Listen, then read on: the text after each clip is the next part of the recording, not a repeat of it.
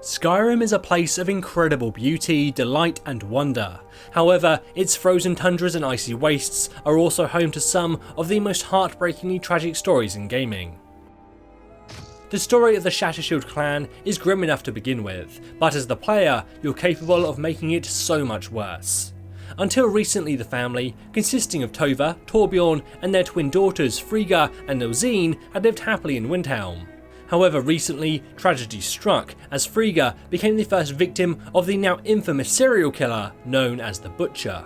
This horrific incident sent the family into turmoil. Both Tova and Nilzine turned to alcohol to help them cope with their grief. However, this is only the beginning, as at this point you can meet the family as part of a quest for the Dark Brotherhood. You're tasked with killing a man called Elaine Dufont, a bandit and con man who took advantage of the family's grief to swindle money out of them. He definitely has it coming, but a secondary objective is to also assassinate Nilzine. If you go through with this part of the quest, you'll be paid well and the client will be happy, but this is the second of the Shatter-shield children to be killed in recent years, and it completely destroys their mother Tova. If you return to the household after this, she will no longer be there to greet you. Instead, you'll find her body and a suicide note, explaining that she simply can't find a reason to live, having lost both of her daughters. Ranmir is one of the many drunks you'll come across in Skyrim, but his alcoholism has a tragic tale behind it. He was once in love with a woman named Isabel. However, one night he flew into a rage when his local inn ran out of his favourite mead, and he revealed that Isabel had run off to Riften with a thief named Vex. With his lover gone and apparently only himself to blame, Ranmir's life fell apart and he became dependent on alcohol. Normally this is where this story would end, but if you track down Vex in Riften, she will reveal that Isabel only came with her in order to make a little extra money.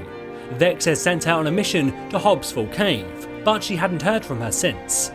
Inside the cave rests the lifeless corpse of Isabel, along with a note to Ranmir explaining the truth behind what had happened. Isabel had left to try and earn enough money for her and Ranmir to live happily ever after and not have to worry about money ever again.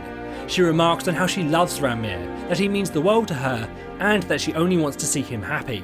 The note ends, "Worry not, I'll be home soon, Isabel." Pretty heart-wrenching stuff and an easy story to miss, but if you bring the letter to Ranmir, he will find closure and put an end to his drinking, so at least in this story you can do something to make the world a slightly better place. War is almost a constant in Tamriel, and while the bards might tell stories of brave warriors and courageous leaders, the reality and fallout of these battles is much darker. An example of this is a man named Salvianus, who can be found in the sewers under Riften. At first glance he appears just like any other beggar, however upon closer inspection you'll notice the Imperial officer's helmet on the table near him, as well as Imperial armour and a sword on his person. Their fires lit up the night, all across Lake Ranmir, like stars come to Earth. It was beautiful, really. It appears he was once an Imperial soldier and a veteran of the Great War, in which the Aldmeri Dominion laid siege to the Imperial city, before eventually capturing it. I finally understand what it all means, what it was all for, the killing and the dying. It seems likely that Salvianus is suffering from some form of PTSD and is haunted by the memories of this battle. In a game full of combat and with a core story built around civil war, Salvianus is a reminder of the bleak reality of what these wars can mean. This man is a veteran, possibly a hero, yet here he lies in a dank dark sewer with nothing but his memories for company. Apparently, family-wide tragedies are a theme in Skyrim, as another horrific tale can be uncovered in the Frostflow lighthouse.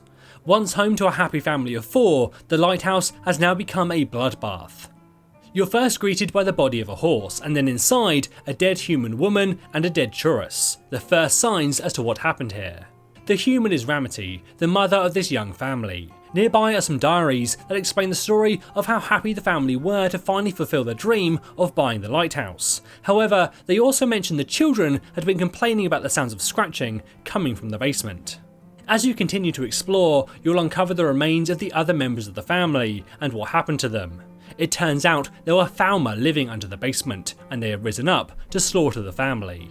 The mother and son had died first, at the hands of the twisted monsters. As for Sudi, the daughter, she was left a dagger by her father, which she used to take her own life. So that just leaves Habd, the father, whose bloody remains can be found inside the stomach of a massive Taurus Reaper. Meeko is a dog who you can find alone on a road near Markath. If you spot him and get close, he will start to lead you back to an isolated shack. Inside, you'll find the dead body of a Nord. At the foot of the bed is a journal, which explains that after years of living in the woods, the man had contracted a disease called rock joint, and it was slowly killing him. The man remarks that all of his friends are long dead anyway, and the only one left is his dog Meeko, who sits there grieving the loss of his owner.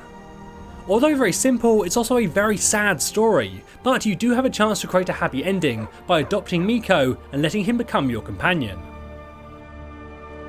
These were some of the moments that really hit home for us, but were there any other sad stories that we missed? Let me know in the comments below. As always, this is James for Curse, saying thanks for watching, and enjoy the game.